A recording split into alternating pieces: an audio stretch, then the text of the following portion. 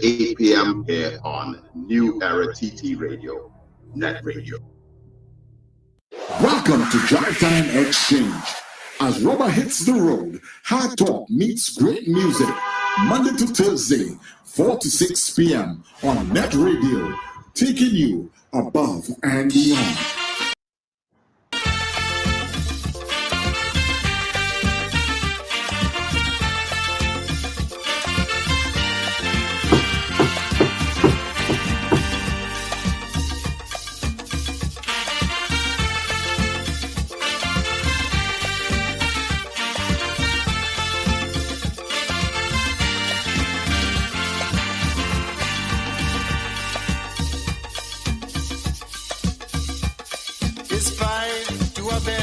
Hospital, yeah, and we can't hear a word from Health Minister Kamal. Oh, black dirty water we had to drink. Was I say it clean, but it smelling stink. And my friend, we call it money ain't no problem. My friend, we shouting money ain't no problem.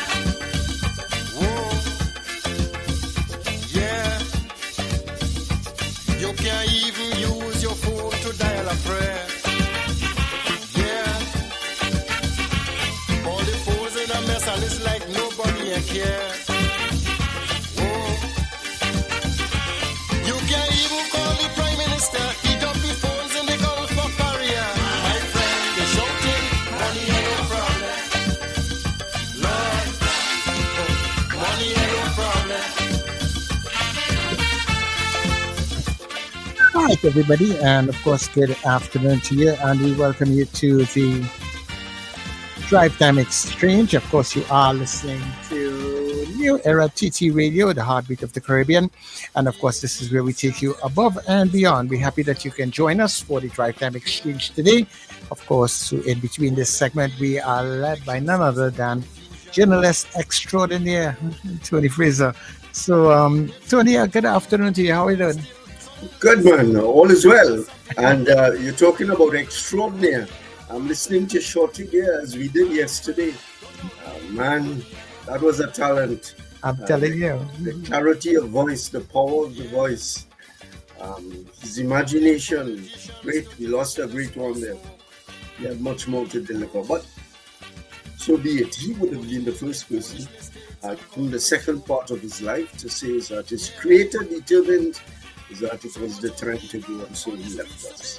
So we are here this afternoon, and I'm only seeing one of my invited guests. One already disappeared, dropped off a little bit earlier on. That's the manufacturer's representative, the Manufacturers Association representative. He called, or somebody called and said that he wouldn't be here. So I am seeing the president of the chamber, who is Sanjay Pierre Chase. Welcome to the program, lady. She's muted. Your microphone is probably muted. There you are now. There you go. Thank you, Tony. Thank you for having me. You know, when Tony called, we answer. All right, wonderful. And I also compliment Sir Charles. He chose a very appropriate song to welcome you onto the show. I was listening to it and I laughing, and I'm saying to myself, you know, Sir Charles has been a little mischievous this afternoon, but you let that rest for now. Money continues to be the problem, unfortunately. And what about your colleague Vashti? I thought she communicated to you that, Tony, that she's unable to come this afternoon due to a personal emergency. Well, and we had Mr. McLean of the Tobago Hotel and Tourism Association, and joining us in a bit. I spoke to him recently, a few hours ago, and he was determined, dear lady, that you can carry the load for everyone. So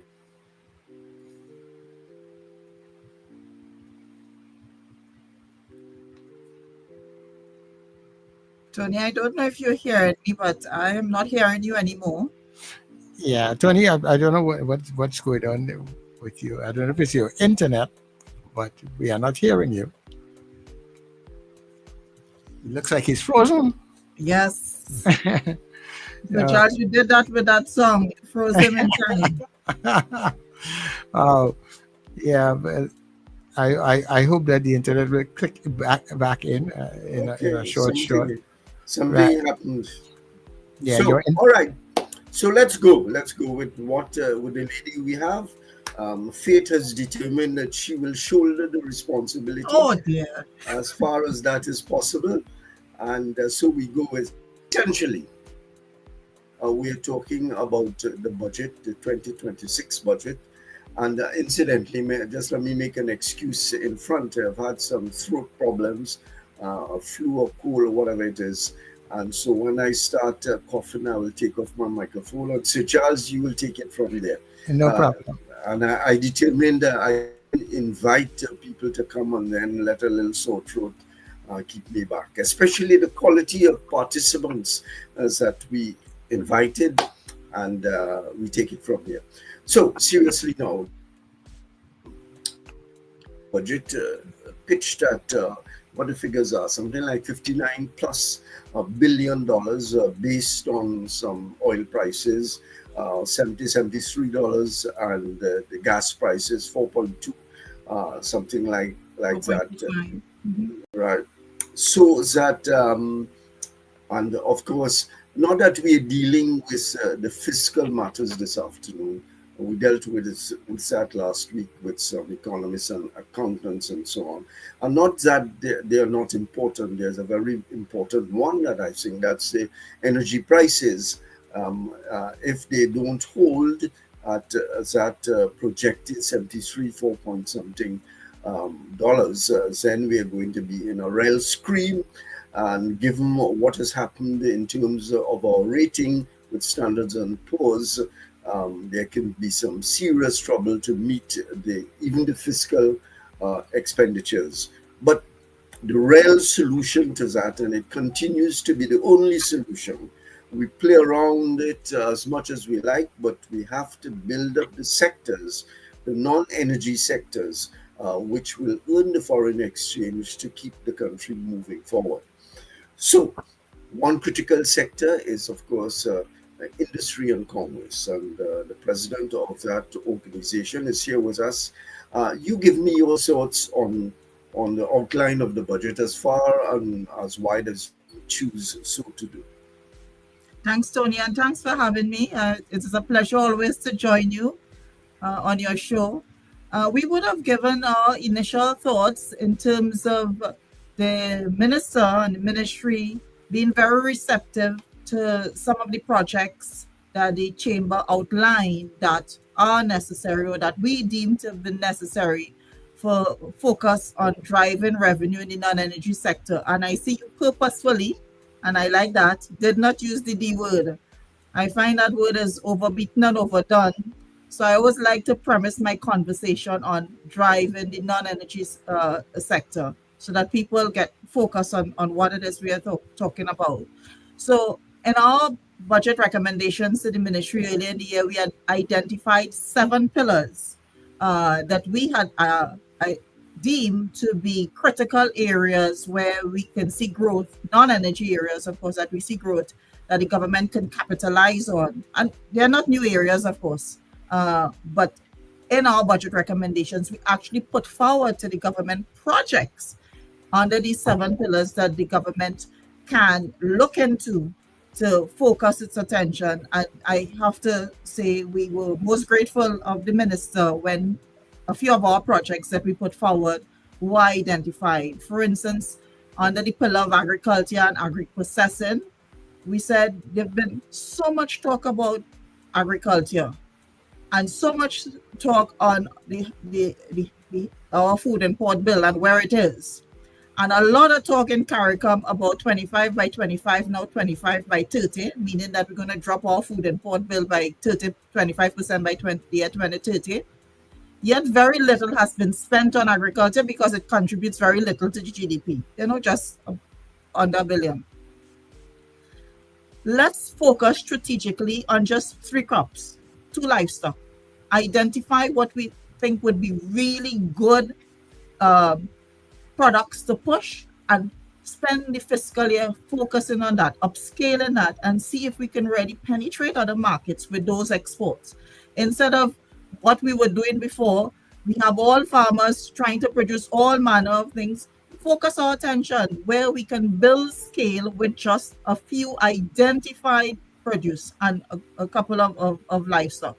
And if we are successful in that, let us then expand it. And we didn't just pull that project out of our hat. It has been successfully done in the Dominican Republic. And we use that reference data to show the government, look at right in the CARICOM, they have done it.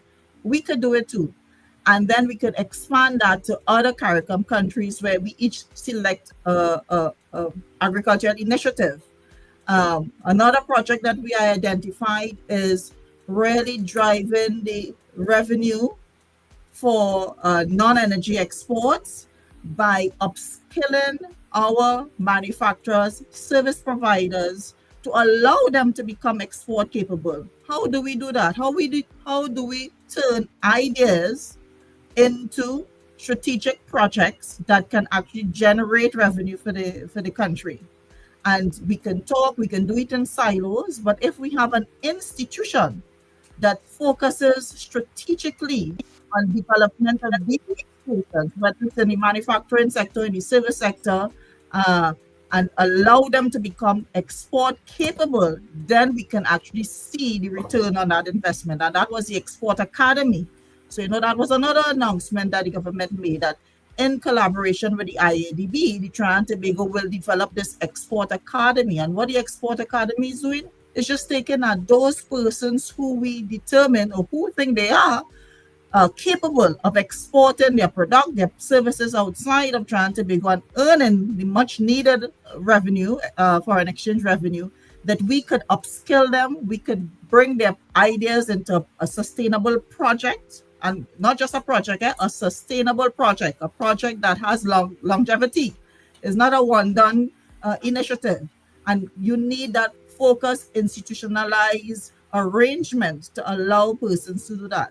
So I rambling on, but ready to say, Tony, we were happy to see that we put forward some projects under our pillars, and the government listened, and the government did, in fact, adopt some of those initiatives in this year's budget. Mm-hmm. No, I don't want to be scandalous, but all that you've said, I've been around for some time. I think I started covering budgets somewhere in the late 70s, going into the early 80s. And we've talked about all of those things that you've said. They are great projects. They're great areas to follow. I remember tourism, for instance. I remember talking with Oleana Poon when she was a young lady in short skirts and so on, and talking about moving the tourism product from something like 4% of the GDP at that point in time. It's probably about 1% or 2% at this point in time. So instead of progress, there has been, movement downwards from that. So there has not been a shortage of ideas moving forward. I have read, I can't say that I heard and read all of the budget statements, but I focused on the development part, because that is what is obvious to move the economy from where it is. And I haven't heard anything dramatically new in terms of the ideas for tourism, for manufacturing, for industrial development, and so on. So maybe you can help me and help our listeners and viewers. What makes the Chamber confident that some of the ideas are going to take root and move forward with it this time? Yeah, and there's some credence in your statements, not only because you've been around a long time and you've covered so many budgets, but it is a fact. The ideas are not new. What is new, I would say, Tony, is putting proper structures in place to take the idea into implementation. And that has been our main concern, the implementation phase. We talk a lot, but we seem to fall very, very short when it comes to execution and implementation. The confidence of the Chamber comes from 2 points. One, the strategic alignment of ministries.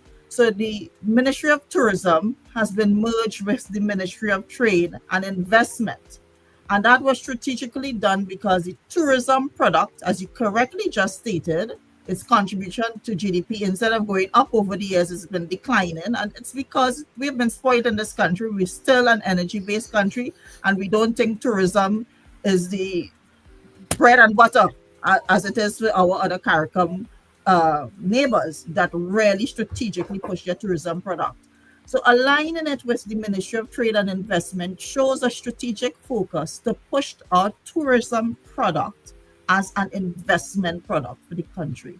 And that assurance has been given to us at the ministerial level, and we feel confident with that strategic alignment. There should be some change, some fundamental change in really addressing our shortcomings in the area of tourism.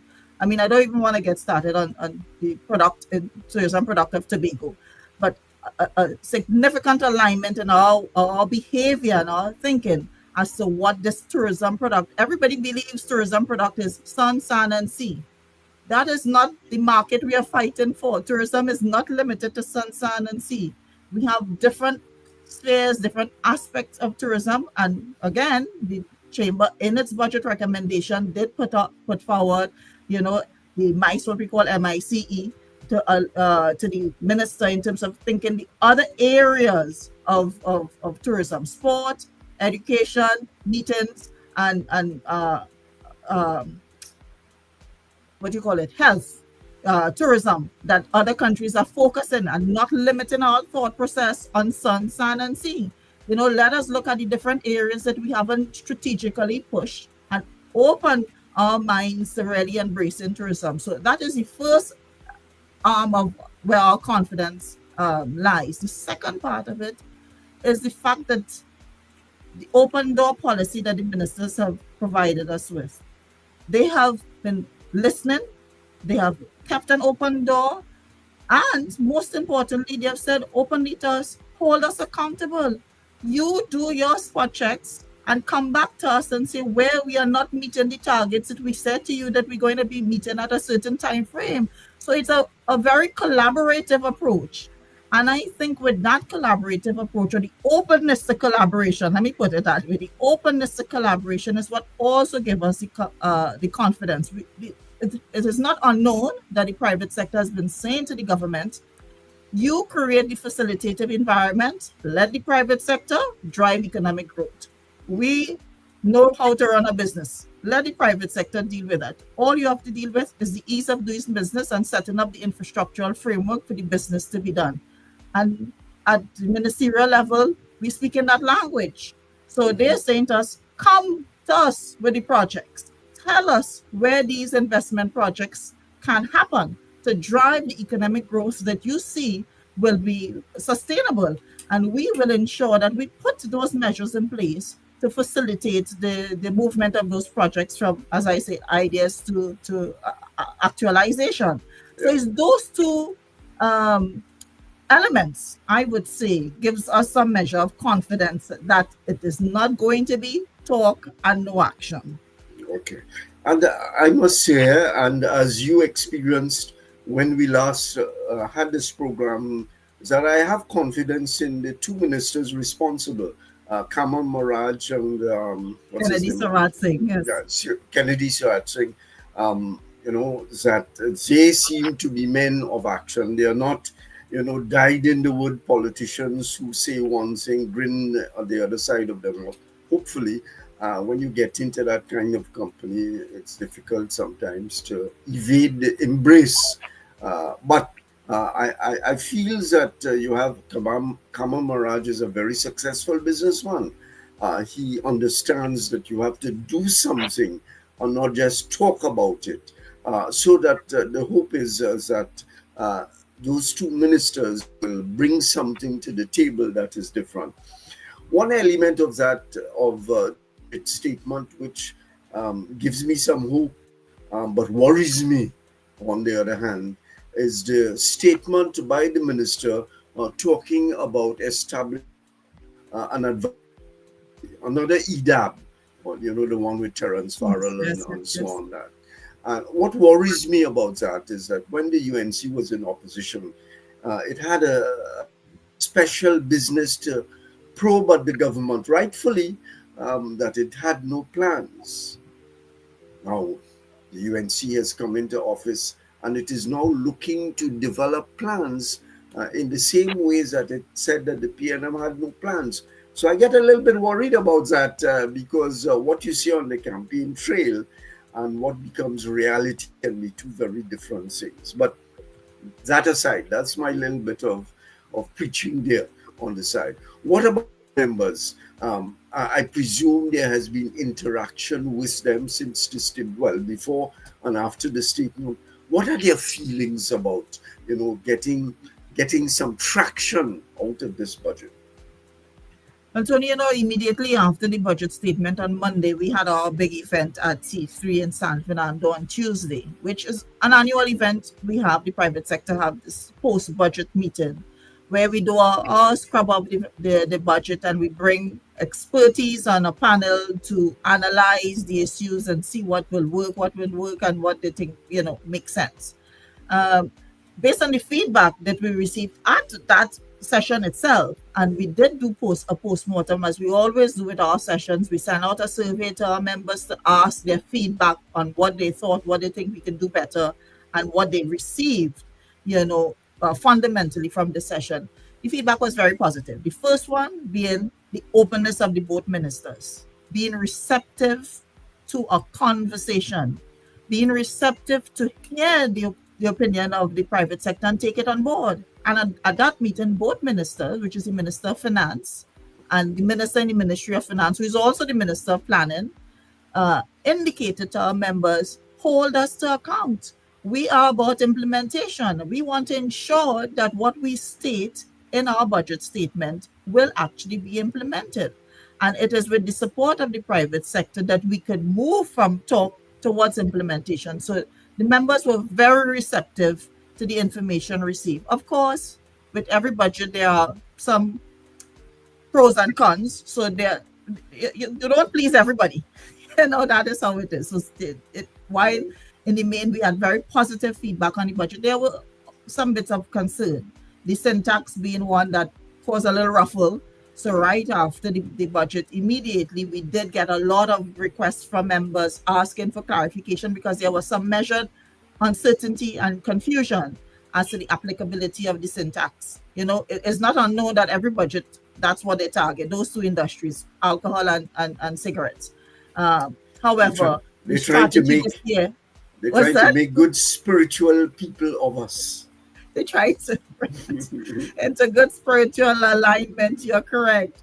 Yeah. But of course, the concern from members who reach out to us who are in the manufacturing sphere is the impact on the industry and how it would affect them in terms of being competitive in comparison to imported products, and not just imported products, but opening an avenue for the illicit drugs to come in. You know how we are in this country, Tony. Somehow we know how to do the wrong thing when we're not supposed to be doing it. So the illicit things do get in every now and then. So that was a concern from the manufacturers, that we might create this avenue for people to look at that illicit market and as a market to get those products at competitive prices. So it is to say that is a balance in terms of the feedback. We got good feedback at our post-budget event. The engagement was very, very good. We also got some concerns from our members who are manufacturers in those two industries specifically, and of course requesting of us to do some interface with the respective ministers to see how they could work through what they saw as unfair, putting them in an unfair position competitive wise. And we have reached out to both ministers, requesting dialogue and seeing how we could assist those members, because it will be a concern if the imposition of the tax is going to make them uncompetitive when it comes to the imported brands.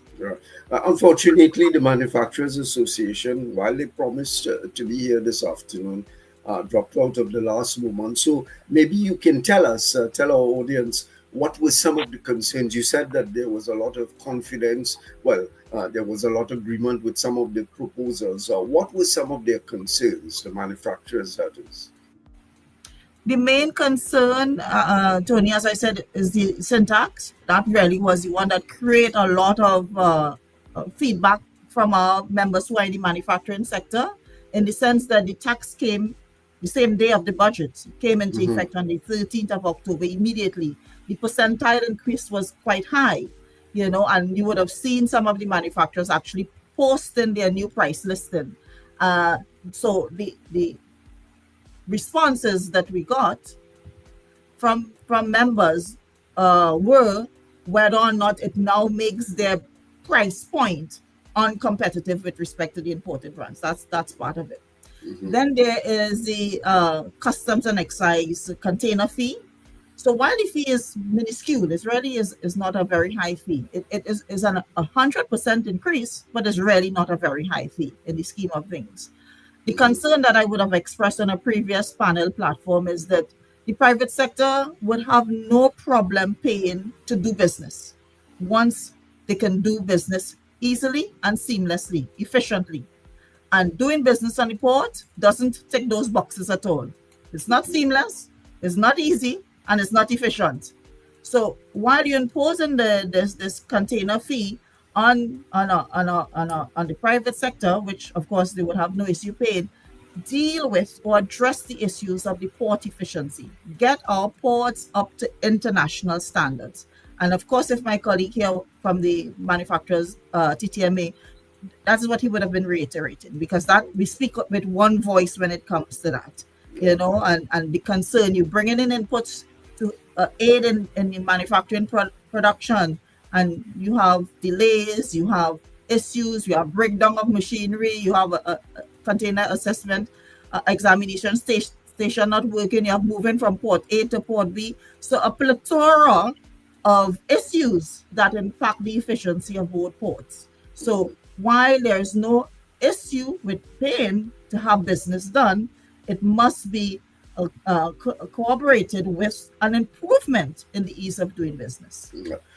Tell me if there is a concern on the fiscal side. I said we weren't going to deal with the fiscal side, but sometimes the fiscal impacts on the productive side.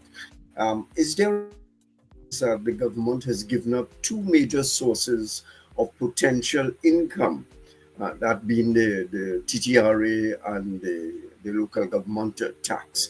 And they are searching around. Clearly, they would love to have had more revenue. So I go back to the whole $73 target for the oil and the gas.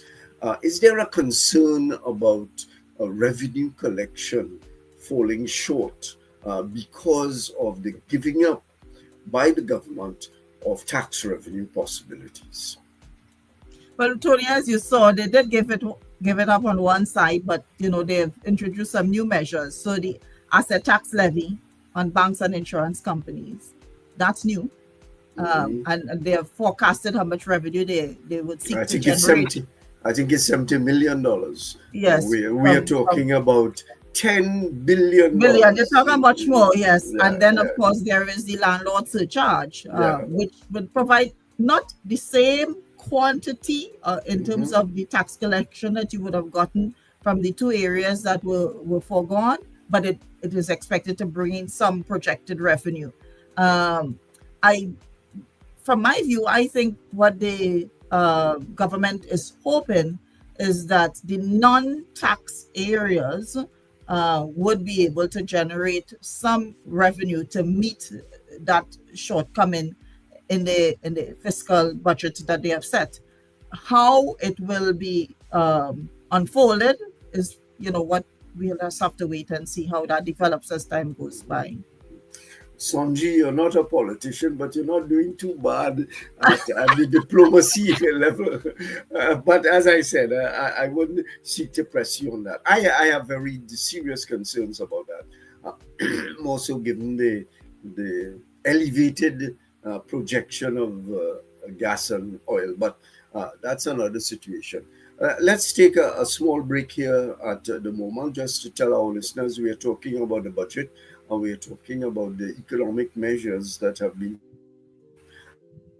moved the economy from where it is at the present time, desperately short of revenue and desperately short of an economic system that could, buoy the country forward. And I'm not blaming it on this government or indeed not even the previous government. This is a historical thing. If you go back to the 50s and so on, Lewis and the other economists were projecting ways and means to move the economy forward from the focus on the metropole and dependence then on sugar. Now we have a different kind of dependence. So, Chalo, let's take a small break now, and we're going to come back to the discussion. And hopefully we will see the president of the Tobago Hotel and Tourism sector coming in to chat with us at this point. Okay, no problem. Your mid-morning just got better. Join Sir Charles for the mid-morning mix and mingle, where good music, real talk, health, and family matters come together, and your voice is heard. Whether you're at work, on the go, or just taking a break, this is the perfect mix to keep you engaged, informed, and entertained. The mid-morning mix and mingle, weekdays, 9 a.m. to 12 noon on New Era TT Radio, Net Radio.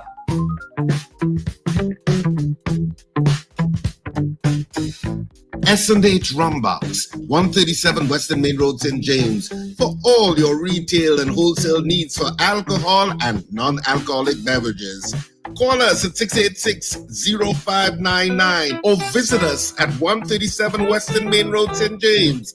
S&H Rumbox, drinking out of the box.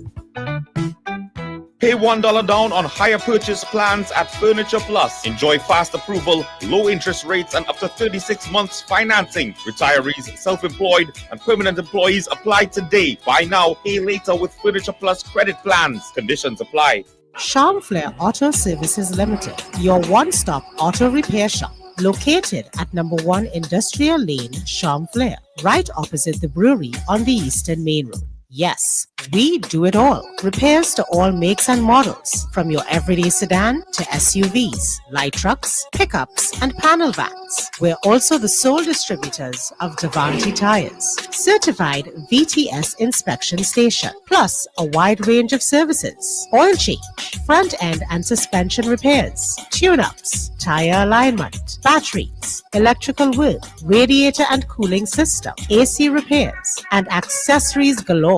We offer pickup and drop-off service too. Call us today at 662-6545 or 662-6572. Follow us on Instagram and Facebook. Charmflair Auto Services Limited, number 1 Industrial Lane, Charmflair. We do it all. Join me, Brother David Muhammad, every Tuesday from 6 p.m. to 8 p.m. here on New Era TT Radio, Net Radio, Powerful Radio. Join me to hear knowledge, wisdom, and understanding. Tuesdays, 6 p.m. to 8 p.m. here on New Era TT Radio, Net Radio.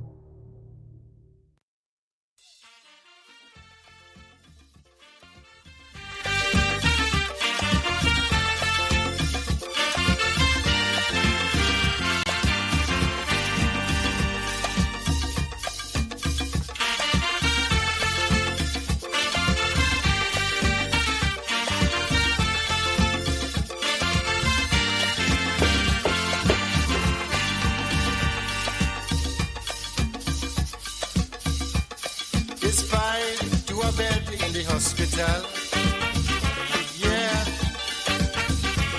and we can't hear a word from Health Minister Kamal. All right, people, so we welcome you back to the program on the Drive Time Exchange.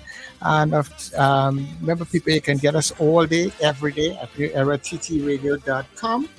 And you can also get us on New Era TT Radio on TuneIn. So that way you'll be able to get us on all of your Google and Alexa devices. And of course, remember, throughout the morning prayer, our morning drive goes live on Gayelle Caribbean.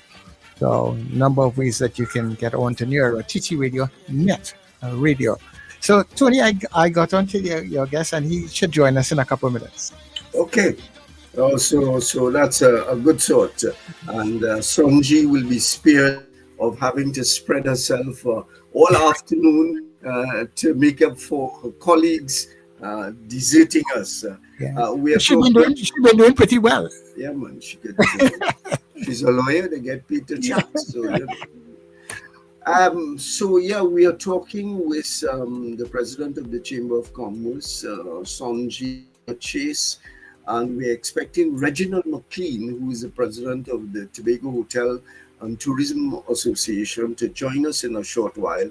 We've had some defections, but we are pressing on as far as we're able to go, and it's going to be interesting when we hear the tourism official talking about Tobago and what is to be done in the industry in Tobago.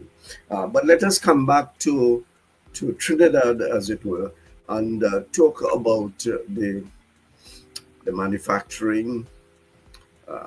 Somebody told me, I think it was your colleague Vashti, when I talked about the chamber being made up of the buy and sell persons, she assaulted me and told me that I'm very wrong. There are manufacturers there, large numbers of manufacturers. So I'm obedient, and I heard what she said, and so therefore I am asking you on the behalf of the manufacturers.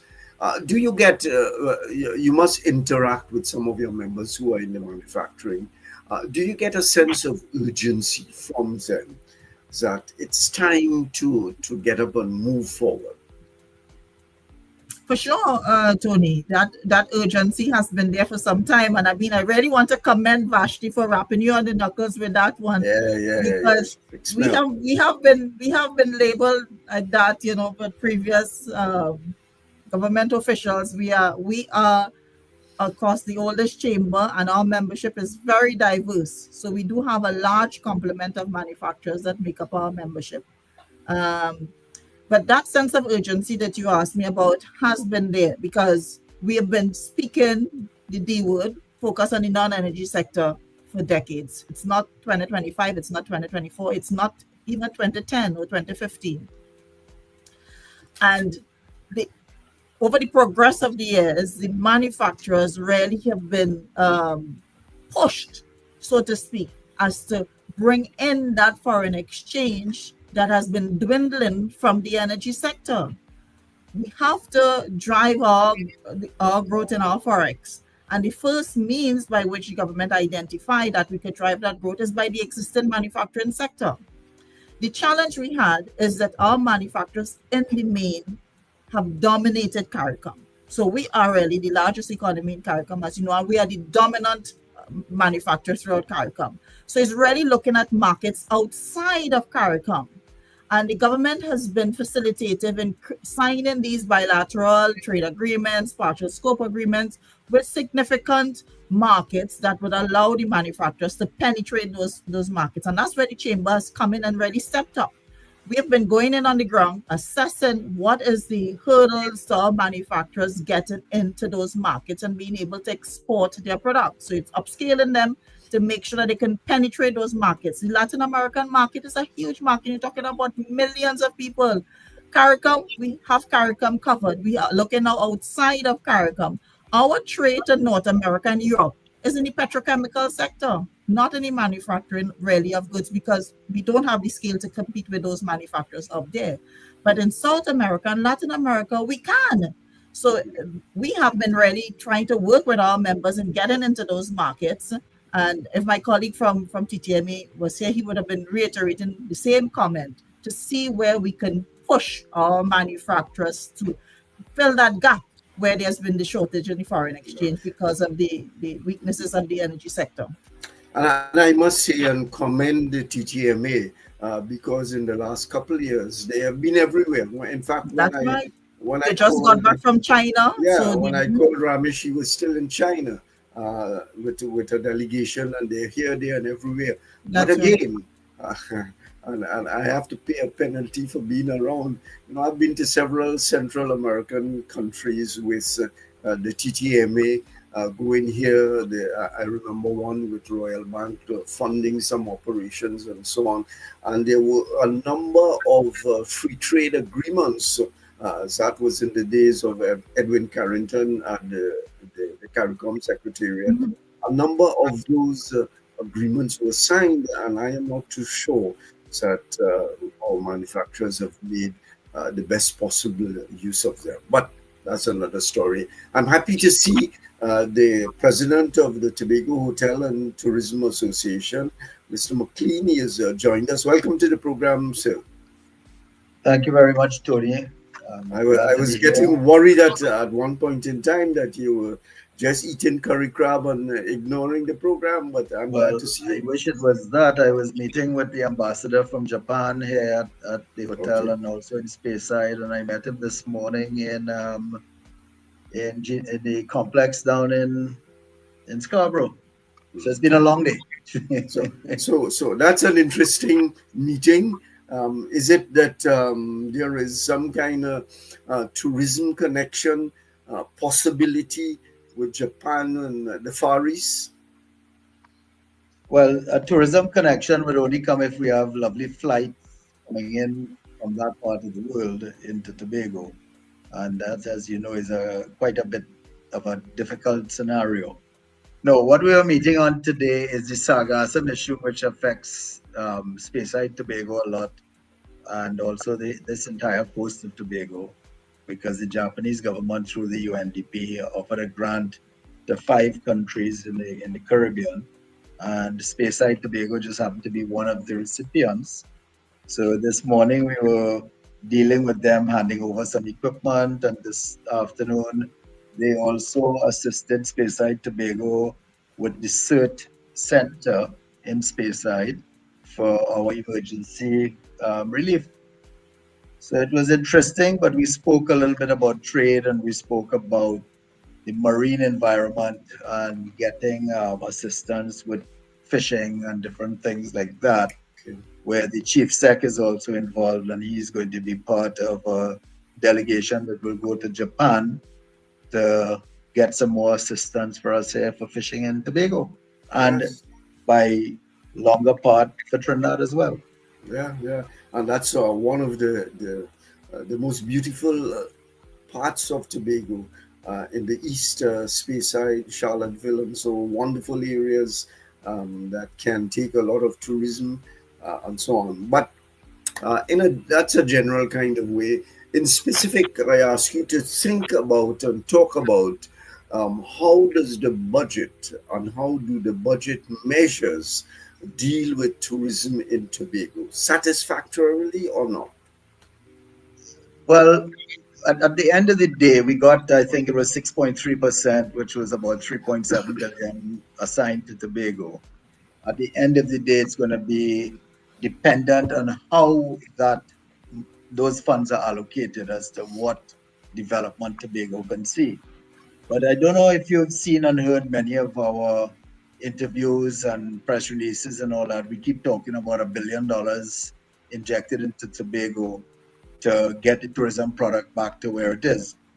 The tourism product needs help in the sense of getting everything back to international level and that sort of stuff. Not just hotels, but hotels, guest houses, bed and breakfast, all your different industries in Tobago. You have all your restaurants, your tour operators, your taxi drivers.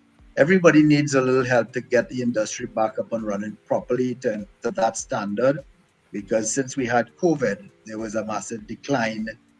Well, COVID shut us down, and then Tobago hasn't really recovered like the other islands. Because, Tobago and Trinidad was shut down, I think, for the longest of any country in the world. So, we're trying. Oh, you're trying. What about grants or loans or whatever the form is with regard to the tourism plant in Tobago? That has been talked about for a long. Right. So of the 3.723 billion that Tobago got, what I would like to see the THA doing is we're not asking for a free grant of something towards a hotel or a restaurant or whatever, but come up with something where we can get some low-cost loans that have a reasonable amount of payback, length of payback, to help the industry get back on its feet. The industry really and truly never recovered. So if part of the 3.723 billion go towards that, it would be great. But you have to understand something here in Tobago. If you leave Charlottesville and you drive down the other coast all the way down to Bloody Bay, etc., as you go down and you stop at some of the public facilities and some of the beaches, they never reopened since COVID. So you want to use a bathroom, you're not going to find one open.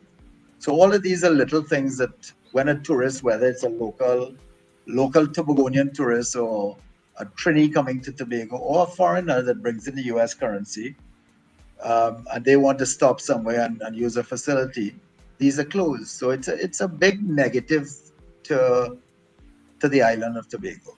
So we need to make sure that we get all these things back up and running properly. And it's difficult to have a tourist go in the bush, right? Yes, especially a female tourist going in the bush. Yeah. Now another major consideration for us. We have this lovely brand new spanking airport terminal that realistically was built a little too big for Tobago, even for the next 20 odd years.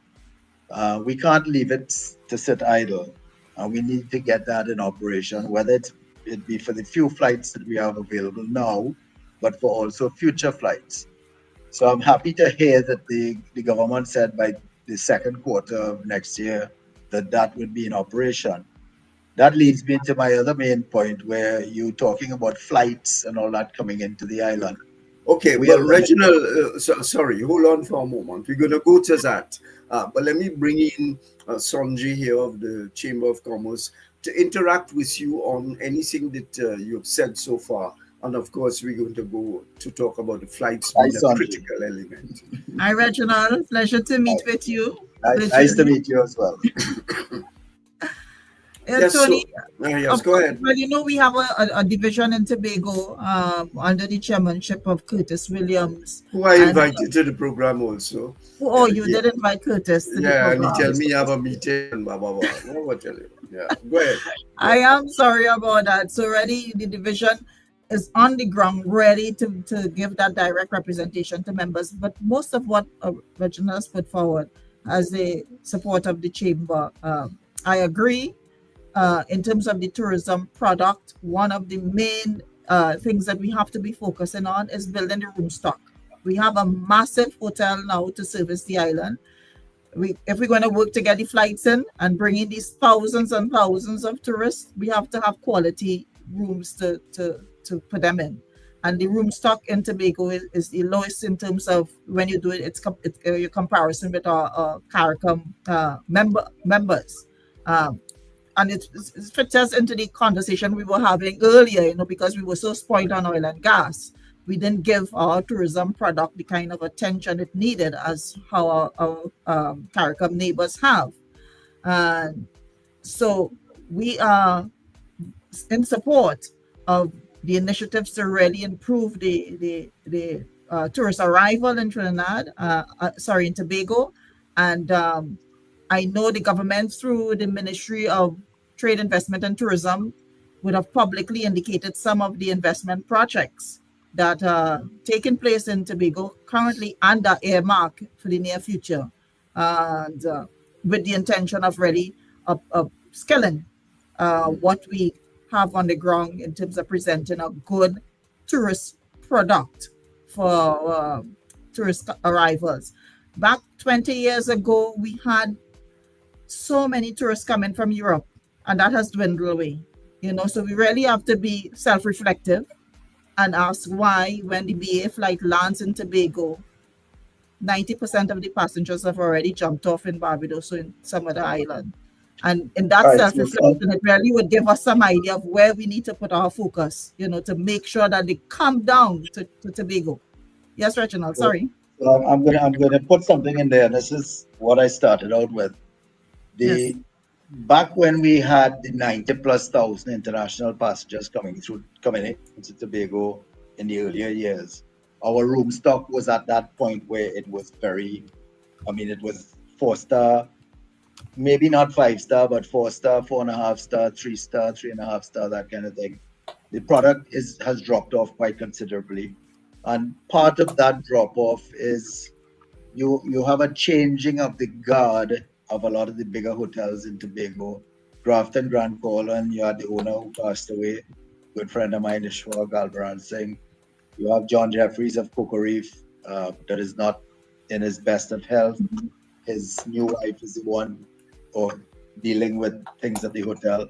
So you have a lot of the changing of the guard, and where the vision was to make sure that your product was of a certain standard. When COVID came, COVID destroyed whatever little bit was left. So now everybody has to try and bring things back up. Mount Irving Bay Hotel, all of these. So we have the rooms. We just have to take the bull by the horns and get these low low interest loans or whatever it takes from this budget and get the room stock back. And that's really the simplest way to move forward. Yes, we have Elephant Hotel coming up in Roxborough, and then you have the other one that they're trying to do in Mount Irving there, the Marriott. Those are longer term things. Elephant is 2028 for the full opening. Marriott, we haven't even finished with the details of regulatory aspects, far less design to build. So take what we have now, the low-lying fruit. Let's pump some money into it. Let's fix it up. And you're going to see that foreign currency that we need coming in so badly start to build. I remember the days back in the late 80s, into the 90s, into the early 2000s, where Tobago had so much foreign exchange coming into it that was just sent to Trinidad because we had no use for it in Tobago. So that can come back, but not just the hotels. You have so many restaurants and bars and all sorts of things that closed down. I remember the days when we had 10 or 12 dive operators in the island. I think we're down to 3. So it's a matter of getting the system back in, and the only way that we see that, and that's why we kept asking for the $1 billion, is that we have to get these soft loans to get this thing done and get our product back to the proper international standard. I mean, up here at Blue Waters, and we've been pumping a lot of money in, but when I did my last budget, it was upwards of $5 million that we need for what is here existing. So, and we only have 38 rooms. So when you think of a hotel like Magdalena that has 200 rooms, think about the cost. So little by little, that is some decisions that the policymakers here in the THA have got to make, and they have got to really work on that to get Tobago's tourism back up. Now, there are other things, the marketing of the destination. That's huge, right? So we have a lot of things to. What of the efforts that have been going on for a long time? And I keep saying I apologize. I keep saying that I've been around for a long time, and I've heard many of these arguments. You may not know, but in the late 70s, early 80s, I used to do a weekly program called Tobago Today on Radio Trinidad. And I went through the whole island. I talked to everybody, etc., etc. And some of the stories keep recurring.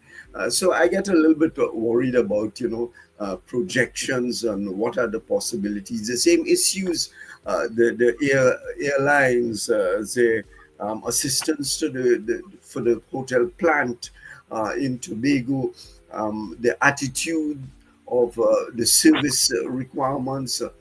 I've been through all of that, and I am. Some of the issues keep repeating because they've not been solved.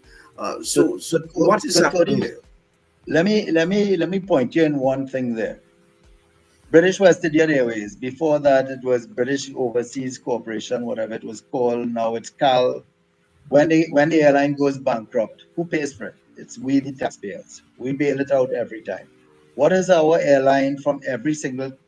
It has helped every single island in the Caribbean grow their tourism product. Trinidad and Tobago has been left behind on that because we have oil and gas. So we have never really grown and put our money where our mouth is with our own airline that we have to keep bailing out. So I think so let me ask you. Aspect. Yeah, let me ask you. There is a new government in place, a new board, a new management of BWI. Sorry, what's it called? Caribbean Airlines. Is there or has there been an attempt from the Tobago side to have a real sit-down conversation with the management of CAL to answer all of these problems that you have? We sat down with Kama Maraj, who is our Ministry of Trade, Industry, and Tourism. We sat down with Kendi Swart Singh, who is our Minister of Trade, but also Minister in the Ministry of Finance. And we went through all sorts of things with them directly as it affects Caribbean Airlines. In the association, we have asked for proper representation of tourism in Tobago on the board of certain of the state enterprises. One is Caribbean Airlines, 2 is Civil Aviation, 3 is the Port Authority, 4 is the Airports Authority. If we are the ones making the decisions in tourism, we would think that we would have representation on the boards of these businesses, companies, whatever you want to call them, that affect tourism. We have 0. Right? So does that mean that you did not get a positive response with regard to representation on those boards that you talk about? Well, yes and no. No, we haven't gotten the response that we wanted. I'm going to say yes, that I am hopeful that there's supposed to be representation from the Tobago House of Assembly on the boards of these various organizations. And we are hoping that the current administration, led by Farley Chavez Augustine, is going to work on that to deal with these things that need to be done. So if you're going to promote tourism, you need somebody who is on the ground involved in tourism on the board, correct? And that's what we're looking for. Let me ask the president of the Chamber of Commerce, Trinidad and Tobago Chamber of Commerce. Are you involved in these kinds of overtures? Because wherever there is business and industrial production, there's a role for the chamber to play there. Have you been involved? There is a role, so I can answer that part. For us to play, but we have no direct involvement in board appointments. There are some boards, some statutory boards that require tripartite representation, and the representative ministry or minister will reach out to the private sector organization, the chamber included, to nominate someone from the private sector to sit on those boards because, of course, specific legislation requires it. But in terms of, holistically into board appointments, CAL, civilization, those that Reginald called, we wouldn't have any direct input in terms of how those boards are comprised. Those calls will come directly from the ministers involved in those various organizations. Yeah. And by letter, we've reached out, I think, to all of them thus far.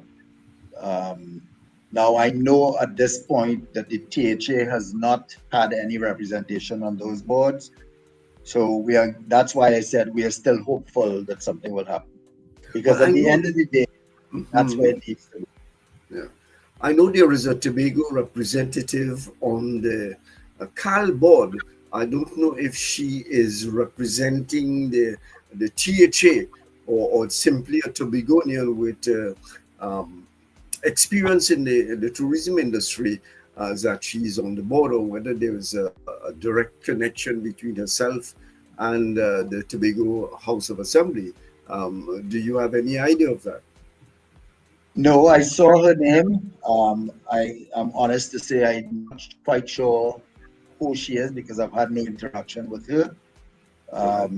I don't know how current she is with tourism-related items that are happening in the world today. I hope she does, because she is the only one that I saw on that board that I would say had any tourism background. Well, she used to be the chairman. She used to be the chairman of the the Tobago Tourism, the THA Tobago Tourism Association, whatever it's called. I don't know the exact naming of it, but she used to be the chairman and CEO of that organization. Right. So that's why I said I have to do a little housekeeping on that to see who exactly because I'm back in tourism. I took a little exit for a little while, and I'm back in it now. So, but again, we have a lot of people like Rennie Sipasat Singh and all of that have been instrumental in many things that have happened over the years. And Rennie is my first vice president. And you know, when we sit and we discuss things, all the programs that were run before are easy to jumpstart again and get them going. But the powers that be have to give the go ahead on a lot of these things. All right. So we are talking with the presidents, two presidents here. One of the Trinidad and Tobago Chamber of Industry and Commerce, and one of the Tobago Hotel and Tourism Association, and we're talking about their reflections on the budget of Trinidad and Tobago. We started off with Sanji, and we diverted a little bit to Mr. McLean. So let's get back to you, Sanji, and further reflections on the budget statements as they relate to the development and movement forward of the non-oil industry in business and manufacturing. Yeah. So we would have The spoken budget. on a few earlier, Tony, and some of the pillars that we had identified in our budget recommendation. The big elephant in the room, and I don't want to use elephant because, you know, that is the name of the hotel going up in Tobago. But the white elephant in the room is the ease of doing business that we talk about, but don't talk about, or we talk about and don't do much about. And that has been a strategic focus in our budget recommendations. If we want to Explain to our listeners and viewers in some detail what you mean by the ease of doing business. This is what I'm coming to now. So, Yeah, business and commerce requires an environment where you can seamlessly conduct your business and commerce. So let's start with from idea, concept to actual fruition. You need to incorporate a company. You need to acquire real property for the acquisition of your for the starting up of your business. You need to hire employees. So you need to have service contracts with providers and stuff like that. Each aspect of business and commerce requires government intervention at some point. And the parts that require intervention by a government entity is not seamless and it's not efficient. So it's either still in a very archaic stage where it's paper-based, you can't complete the entire process online, or you cannot seamlessly conduct your business, even if it's interface with the relevant ministry. So you can't go in one day and say, okay, I'm coming to set up an account. My account has been opened. I have my directors appointed. I can move to my next phase, and everything happens seamlessly. At each phase of business and commerce, there is some stumbling block. There is some hurdle that prevents you from seamlessly conducting your business activity. And that is what we call an environment of ease of doing business. So it's not just speaking about local investors, foreign investors. When they're looking at a market to come into a market, those are the things that they assess you on. You know, how easy it is to get into a market. Reginald could speak to the fact how easy it is to acquire property now in Tobago if you want to set up a business and acquire it. Is he shaking his head? He probably will spend the next hour telling you that it is just not easy, it is not seamless, and it is not efficient. So at every sphere of business and commerce, there is some stumbling block, there's some bureaucratic measure that prevents you from seamlessly conducting your business in Trinidad and Tobago. And that is the environment we're saying to the government, focus on, deal with those issues. And you see, sorry, go ahead. You have the pending Marriott, right? If memory serves me right, I think this is going on about 4 years now from when they first started with that. If you go back to the people who were there before Marriott for that same property, all the surveys were done, everything was done. But we have to keep repeating and repeating and repeating for each new applicant coming in. But all these EMA guidelines were done already, but we have to do it again. So we're at about 4 years right now, I think, with the Marriott, and I don't see a decision being made on that by this year. Oh, I'm hoping it is. Say yes or say no. Either way, let's get going. The Land Act here in Tobago, right? That came in 2007. That crippled Tobago. By 2009, Tobago went from 96,000 international passengers, and it just disappeared, less than 20,000. So what does that tell you? We are making mistakes, and the big mistake is, let us upgrade our Land Act. If you want to keep parts of it, make it, as Sanji was saying, make it easier for people to get things. Why should the then THA chairman have to be the one signing off every item on property sale in Tobago? Right? That was actually crazy. So we need to change these things. We have to grow up with the times. But I'm going to ask us a very simple question. Do we want tourism in the island of Tobago? Sometimes I wonder, because the roadblocks we get to get anything done makes you feel that we really don't want tourism. And you know, Sanji, in Trinidad right now, tourism is doing a lot better in Trinidad than in Tobago. You all have better numbers than us. And we are the tourism island. And you're the over here. tourism. I was making that point to Tony earlier, and I said, Tony, don't get me started. So he didn't get me started because he knew you were coming. He knew you were coming on shortly. Yeah. And you know, you can see when journalists like myself, we get cynical and we rave and scream at governments because nothing that you've said is new to us. We've reported on these things, commented on it for our whole careers. And It's 25, 30 years old. Well, I go back a little further than 25. No, I mean that in hearing Yes. about the same thing. Yeah, over and over again. So that is why you get cynical about governments and their ability or even desire to do things more than outside of what they should do. But just to indicate our listeners and viewers that we're talking about elements of the national budget, which was presented a couple of weeks ago. Incidentally, that fell into a deep hole towards the end, which again you have to blame politicians for, in that whereas you wanted to hear the parliament is supposed to debate the budget to get other voices going about the budget, but it happened in a way that both the government and the opposition, and they have to take blame. Maybe the greater blame is on the government side. It has a responsibility to the national community, having presented a budget, to be able to defend it in the parliament. And I see that I'm not trying to get you all into any difficulty with the government and the prime minister. Reporters are accustomed taking the blows and giving a little one here on the side and so on. When the prime minister does not participate himself, does not return to discuss the budget, well, then something is seriously wrong with it, because these are elements of the budget which have to be debated and discussed for us to go forward. There is no certain people in a cabinet anywhere in the world who have all the ideas about what to do about advance of the country.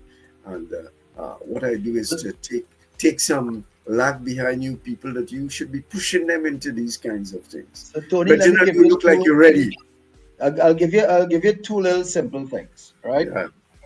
One, I buy a bottle of Trinidad Trinidad produced rum here in Tobago for say $110 or $120 for a bottle of Black Label. I don't drink rum, but I know it's somewhere around there because I buy it. I go to Grenada next door, and my same rum produced in Trinidad is 50% off, 50% less than what we pay for it. And Sanji could probably figure that one out. We just had an increase in locally produced. Okay, we seem to have not. Did you lose me? We lose Tony. Tony and I were just talking about that point earlier, Reginald. Oh, Sir Charles, Tony is frozen. Yes, but Reginald, I was just mentioning that to Tony when he had asked me our members' feedback on some of the budget recommendations, and I indicated to him some of our members who are in the manufacturing their sector views can on the immediately budget, come back to us on and the we're syntax. waiting for them. It seems as if their internet Yes. has gone. Tony, we are here. You Well, left us. You you left left us, us Tony. temporarily. All right, well, glad to know that you are there.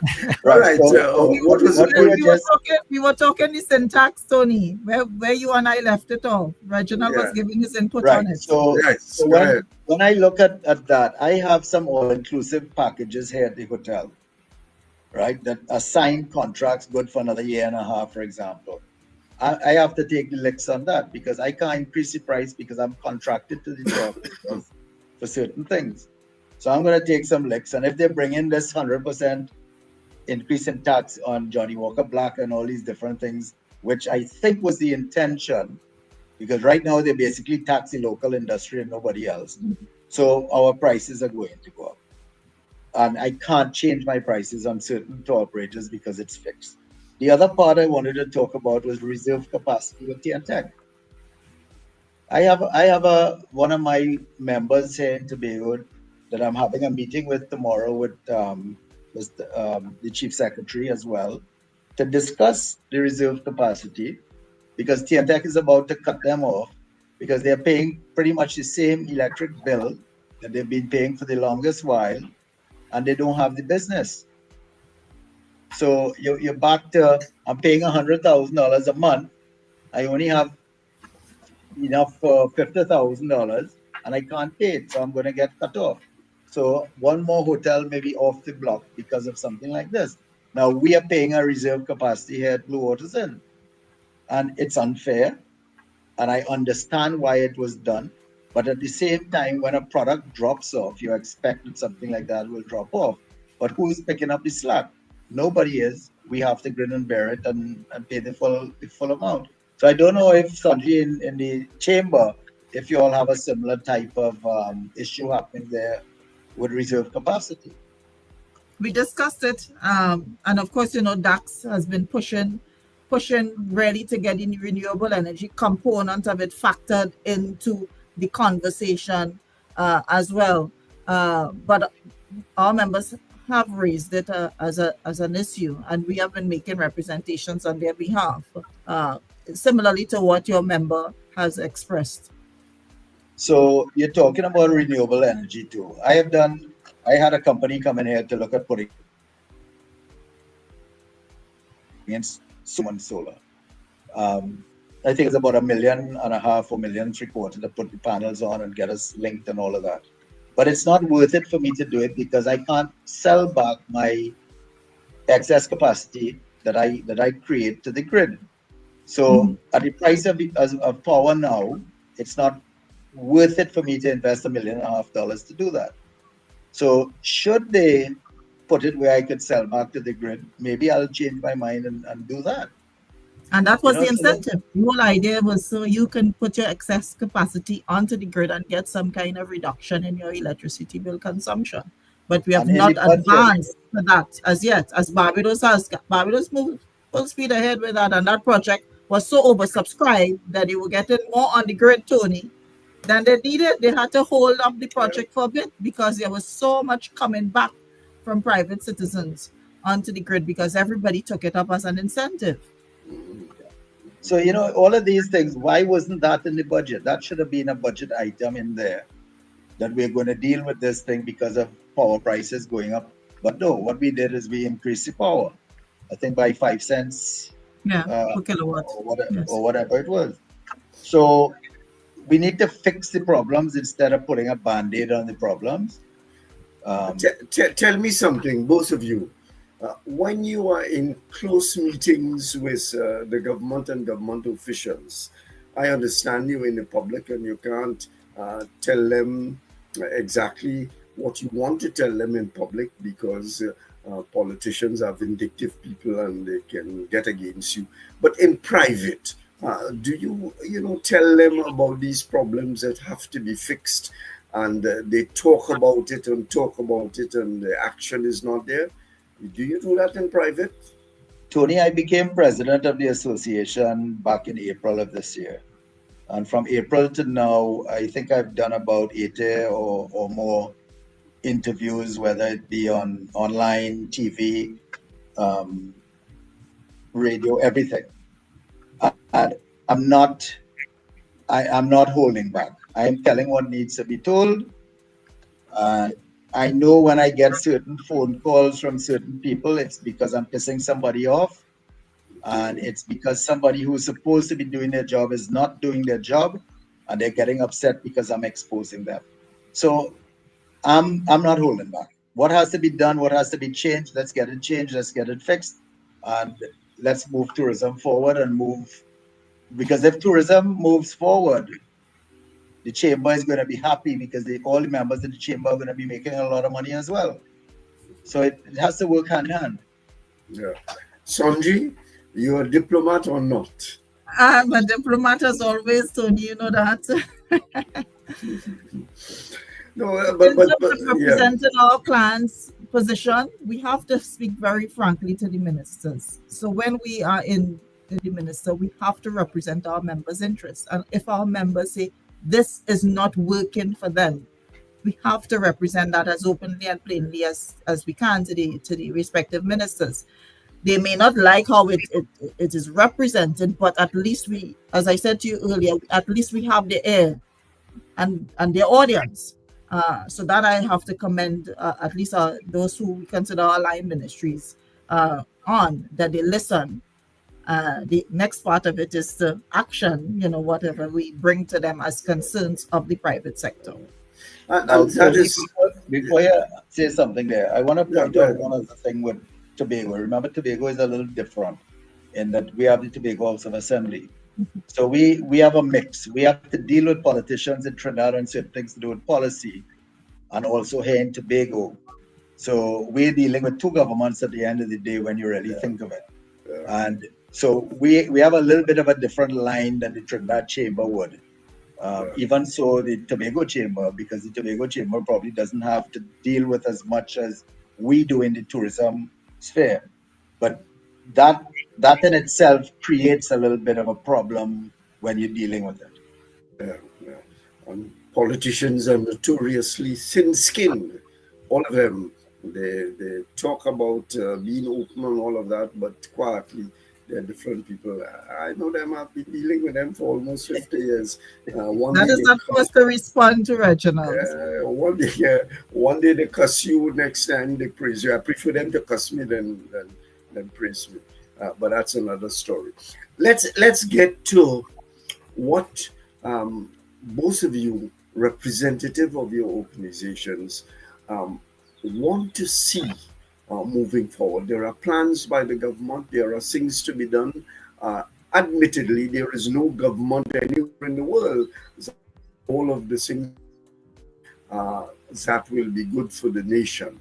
But where would you like to see the country move forward, especially the business and the tourism organizations, into the future, so that next year, when we talk, I'm not too sure about my time might be limited on these things. I leave it to the young fellas to get all uptight and so on. But by next year, what would you like to see on the table and moving, given what the government has said are its plans to move forward with the economy? Let me start with Reginald. Okay, so one obviously is I would love to see that airport terminal open, and again getting flights into Tobago. That getting the flights in takes a little bit more because that's negotiation with airlines and tour operators and different things to get the seats taken care of, to get them into the island. Sorry, before you go on, I haven't been, and maybe there are listeners and viewers outside there who haven't been and don't have an up-to-date of what's the state of the airport when it's to be opened, if it's opened, etc. Give us an appreciation of that. Well, the new terminal, remember the government in their recent budget said that second quarter of next year. We were actually hoping that they could have gotten things done to open it for December. So at least we could start using it, even though it's going to be underutilized. It's going to be underutilized for a long time because you're talking about a 3 million throughput through the airport, which I don't see us having that probably for another 15 years or more, if ever. But then, That's a lot of people for a small island.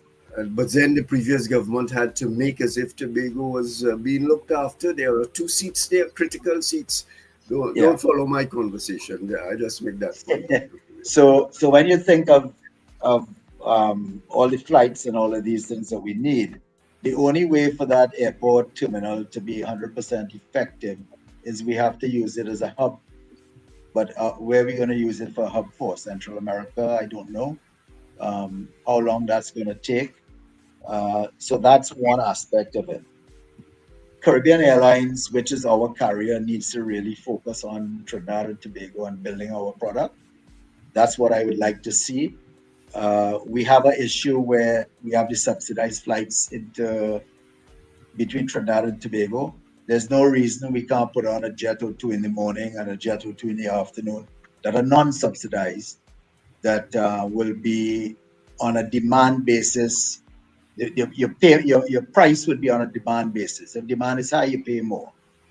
That will be a game changer for Tobago.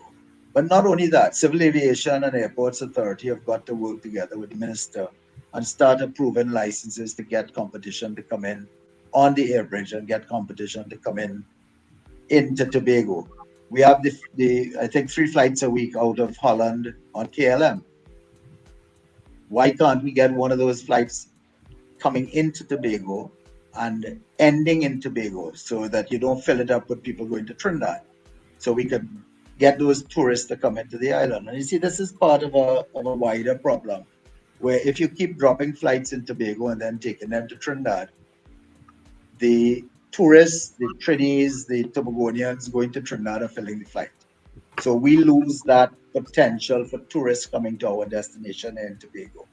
So these are things that we have to look at. Interline agreements with airlines. You try to book Tobago from certain parts of the world and it's invisible because there's no interline agreements with certain airlines to get those passengers here. So recently, Cal linked up to get people to Paris, France, I think through Martinique or one of those islands.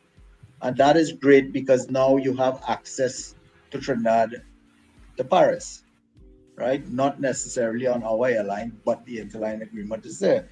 So all of these are things that people think that are no big issue, but they are big issues. The $50 change fee on the domestic market. If I don't show up for a flight today, my ticket should become worthless. It should be zero. But it cost me $50 to change that seat. And I have a year from the date that ticket was issued. So things like that, the inability to cancel a domestic flight without trying to get Caribbean Airlines on the phone. It takes you sometimes 45 minutes to an hour to get through. So nobody wants to spend 35, 45, 50 minutes to cancel a flight. That flight just remains how it is. I pay my $50 and I go my way.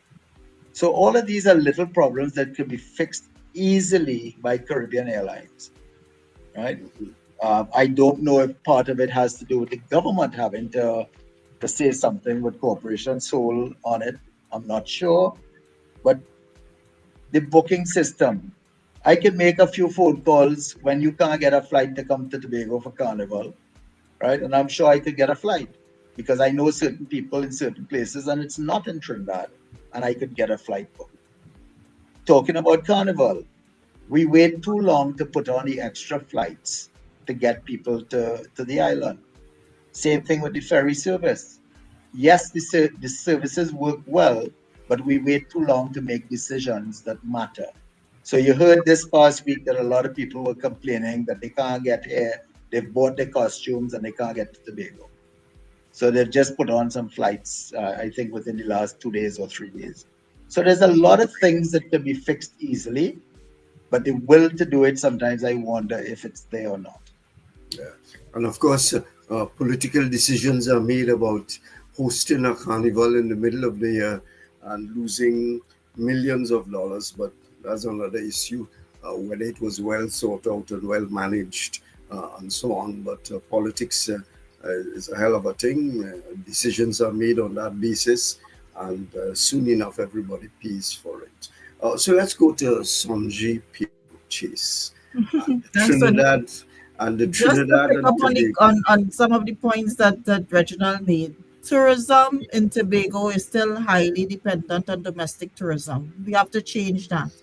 So over 70% of the tourist arrival in Tobago is from Trinidad. So, It didn't used to be that way, huh? and I'm now coming to that, Reginald. It was not that way. So your reliance cannot be solely on your nationals coming across, to hop over from this island to that. And that's why the air bridge and the sea bridge become burdened, because, of course, all of the tourists are looking to come to the island coming from Trinidad and Tobago.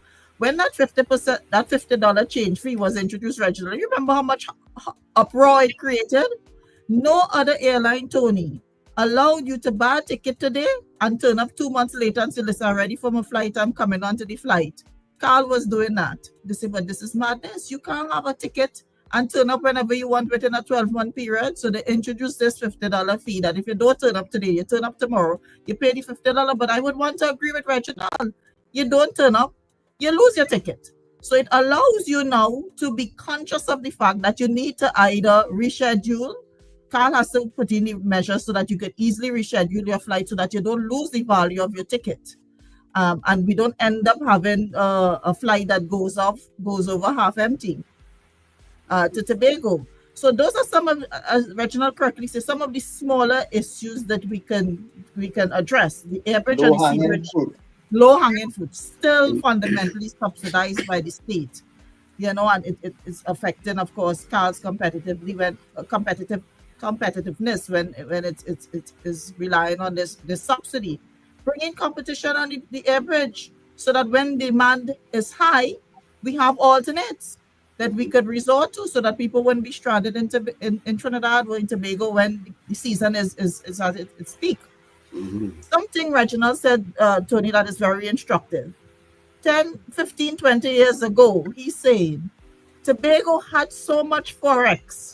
They had no use for it. Imagine making that statement in 2025 and people hear that. They would be shocked. They had so much Forex. They didn't even know what to do. They were just bagging it up and sending it to central government. Our issue is that our main source of foreign exchange was from the oil and gas sector, and it is not as reliant as it was. The reserves are down, the volatility of the market. We have to focus on those areas where we can get our foreign exchange back up. So there's a lot of cry from the citizenry and expecting as to the availability of foreign exchange. But the average citizen would not appreciate that the availability is in part or fundamentally due to the fact that we're not earning the amount of foreign exchange that we earn. Where Tobago had this all excess of foreign exchange and they were just handing it over to Trinidad. We're not earning the amount that we earned 20, 25 years ago. So we have to be able to identify those areas, low-hanging areas, immediate commercialization areas that we can seriously earn foreign exchange so that we can get it into the market. People believe that the foreign exchange cry is only because of the business community looking for foreign exchange to get inputs for their business. That's correct. But think about a businessman looking to travel. You have a limit on your credit card. You can't book your flight and hotel in one go. You have to spread it over a period of time. You can't even do an emergency trip. All of these things impact on your ability to easily do business in Trinidad and Tobago. And the foreign exchange remains one of the biggest cries for our members. So if I were to respond to you, I would say, let us try to focus on those revenue generation areas that we can increase our foreign exchange. And one criticism in that regard, a criticism of the government or governments anywhere, is that if you make it easy for people to earn their living sums of money in profit, without having to go through the exercise of attempting to produce for the foreign market, then why bother?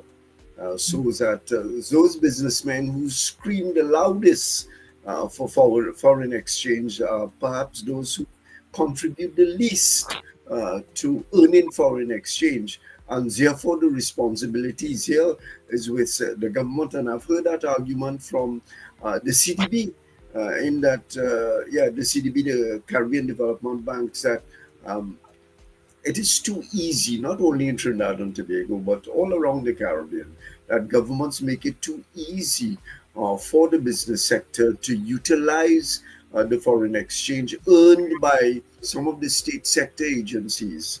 And therefore, they don't worry themselves with attempting to get involved in export, a difficult business. So take for like into consideration.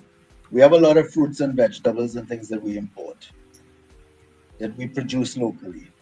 Why are we importing it?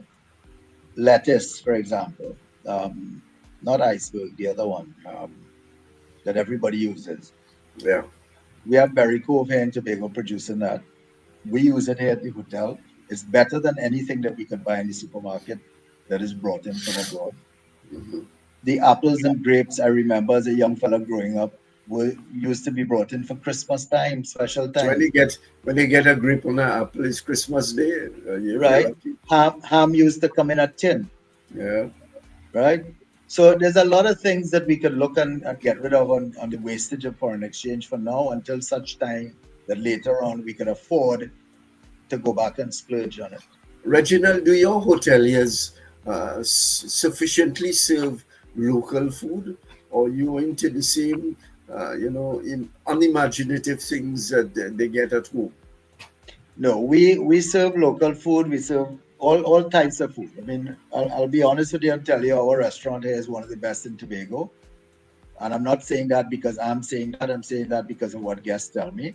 But I go one step further. I do a lot of farm to table. So our new menus are going to show the farm to table, because we are going into where the farmers are in Goldsboro and different places. And literally, I'm going into the farms on a Thursday to pick up a lot of produce. I'm not getting everything I want, but at the end of the day, that stuff that I'm picking up lasts a lot longer in my chiller. It's fresher on the table. And if I could show you, it's farm to table, and it's not costing any foreign exchange except to buy the seeds. They have to be imported because the fertilizer is local. Okay. Well, folks, as we wind up, let me hear from each one of you that what your associations have focused on or will focus on, 2 or 3 of the major things to ensure that whatever the government has put forward in the national budget, that you have the possibility of achieving it and being able and unafraid to push the government into meeting those needs. Reginald, ladies get a preference in this matter. So I can easily give you a whole bunch of items on that, but I'll read out something that I wrote down here.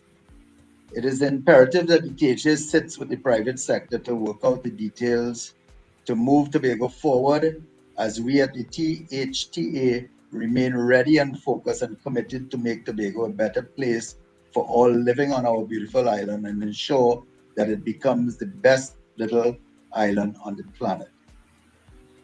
What about making Tobago a duty-free island? Right? I'm throwing that out there. That has been tossed around over the years that I've been involved in tourism, and I can tell you that is going to make a hell of a difference. Promotion of the island is lacking right now because the funding for promotion isn't there. Last week I went on to the board of TTAL, which is the Tobago Tourism Agency Limited. So we are just waiting to find out what our allocation is for spend for marketing of the destination.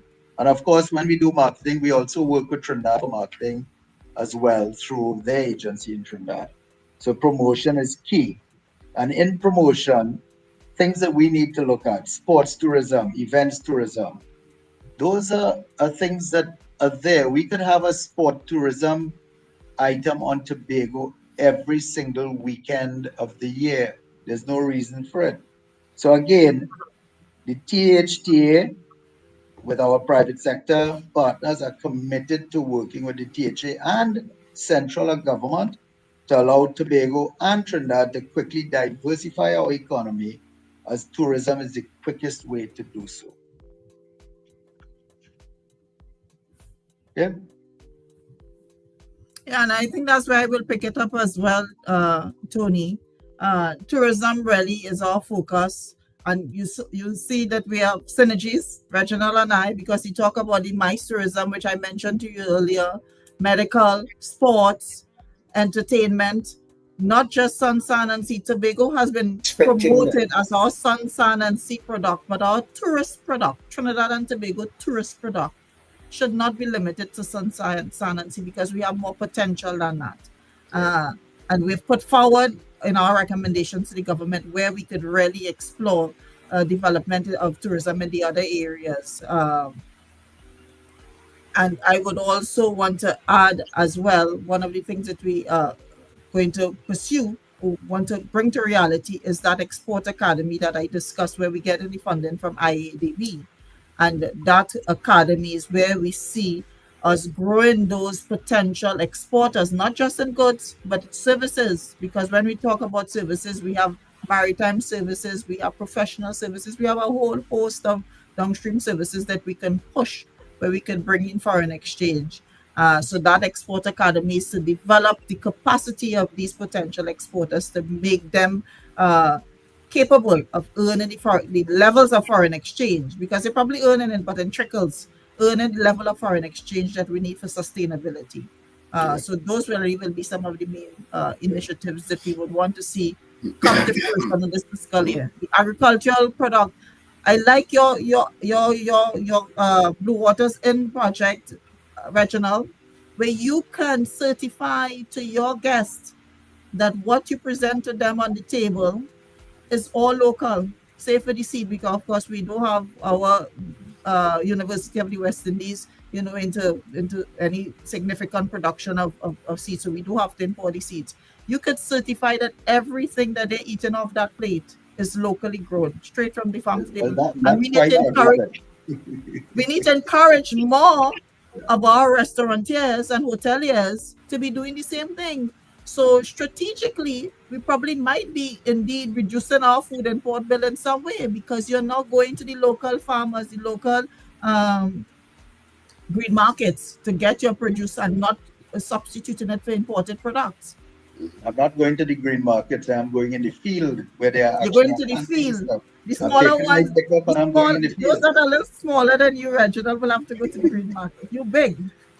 Reginald, there used to be an issue with quality in Tobago, and I've been to Tobago as a tourist, quote unquote, over the years, plenty years. But back in the days when I operated as a journalist in Tobago, there were serious questions about the service capacity, that there was still the old hangover about service and servitude and so on. Has that changed at all in your time?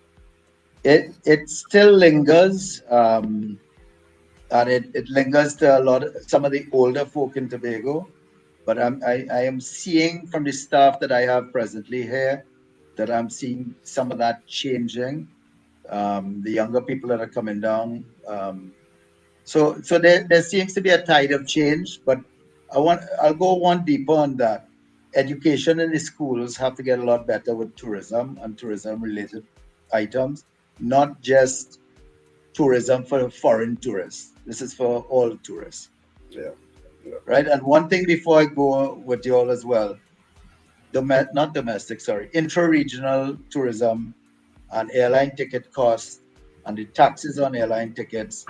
Barbados and St. Lucia just made a decision to reduce their taxes. They're the only two islands to do it so far.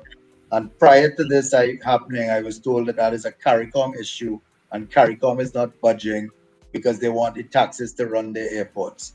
So if Barbados and St. Lucia could do it, we can all do it and promote intra-regional tourism, and you'll see how amazing that works. And that's also foreign currency for us. I'm sure you remember the airline. There was a small American-owned airline that came into the region for a short period. It attempted to do what NETT was attempting to do for a long, long time. and it posted its ticket price at something like $10 and $15 and so on. The rest of it was taxation going to the governments, and the governments were not moving an inch because many of them, the tourism islands in the region, that's what they live by. So there was a difficulty inside of there. Let me go ask Sonji. I like the idea of the academy, it's called, because I think there has to be a lot of information on understanding about entrepreneurship. We talk about entrepreneurs and entrepreneurship, but really we're talking about salespeople who buy and sell at the highest and lowest possible cost. So I like the idea of, because it's something that you have to develop inside. So I like the idea of the academy, which you start teaching children from very, very young about this thing. There used to be on the CTO, Caribbean Tourism Organization annual meeting or whatever it's called, there used to be a competition among schools in the region for prizes of one kind or the other, with children coming forward with ideas about tourism. So that is the kind of thing that helps, surely. And they're much better off outside of the islands because that's their living on tourism. We have the oil that don't spoil. Well, it's spoiling now fast. So, but Tony, folks, when you interact with the younger folks today, their mind are on entrepreneurship. Okay. They are about building a business. They have an idea, and this is what they want to do. They are not into the 8 to 4, 9 to 5 mentality at all. And that's what we look into harness. Get our young people who have their bright ideas, harness them and show that they have export capacity, and that's the whole idea of the academy. You know? Yeah, you know, you really have to, we have to change. We teach and secondary schools, and it's been a long, long time since I've been there, but they teach you to look for a job at the point of graduation rather than create something for yourself. So, ladies and gentlemen, we want to thank you very much for being here. And we understand those who were supposed to be here and had difficulties with coming, but nevertheless, you came up to scratch, and we're happy about that. And we're going to continue for as you know, the year goes on and as the budget attempts to be implemented over the period of time. Sonji and Mr. Reginald McLean. Oh. Tony, Reginald, pleasure as usual. Sir Charles. Okay. Thank you. Thank you very much, people, for being here. And thank you very much, Tony, for another fantastic program. People, this has been your drive. Getting a little bit of shorty again, where I hooked on shorty. Yeah. I definitely, I have it lined up to give you that. Wonderful. All right, so I'll speak a little shorty.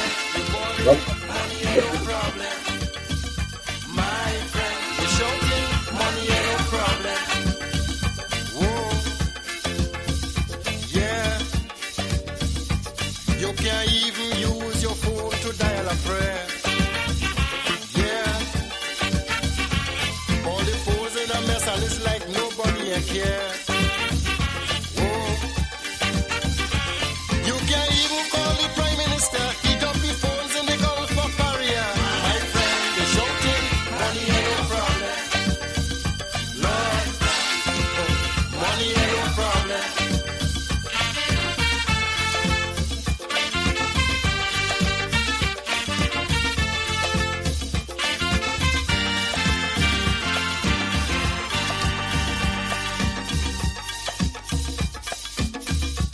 The AG started a drive to stop corruption. Yeah. All them wheeling and dealing big shots was in confusion. Whoa. They threatened to kill, but they keep on still. Suddenly stop. They pass a bill. My friend, they bought it. Money ain't no problem. My friend, don't doubt me. Money ain't no problem. Yeah. All them politicians today, they just full of smoke. Whoa. rich mistakes and calling it joke. Yeah. So much of people on the streets today, and we can't build a home for them to stay. And my friend, you're calling money and no problem. Yeah. My friend, don't doubt me, money and no problem.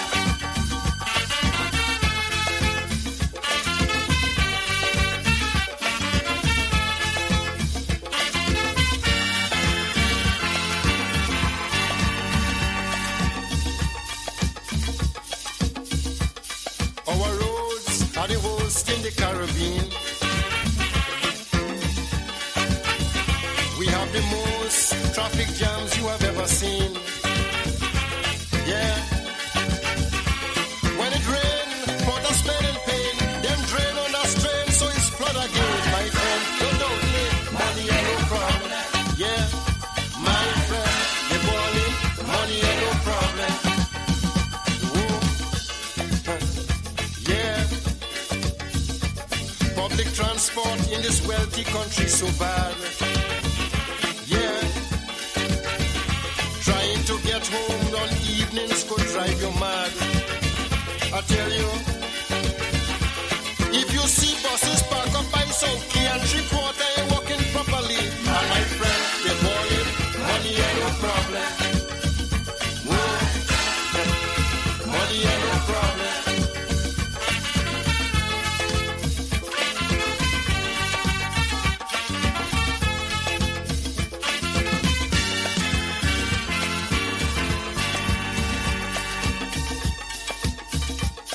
Millions of dollars going down the drain. I tell you, the airline in a mess and they're buying wide-bodied plane. Dagaduga. People saying that this country blight, so much money and still nothing right. My friend, you're balling, money ain't no problem. Oh, yeah. Money ain't no problem. Yeah. I tell you, the Archbishop say people in Trinidad do pray. Dagaduga. That is why we catching so much hell today. I tell you,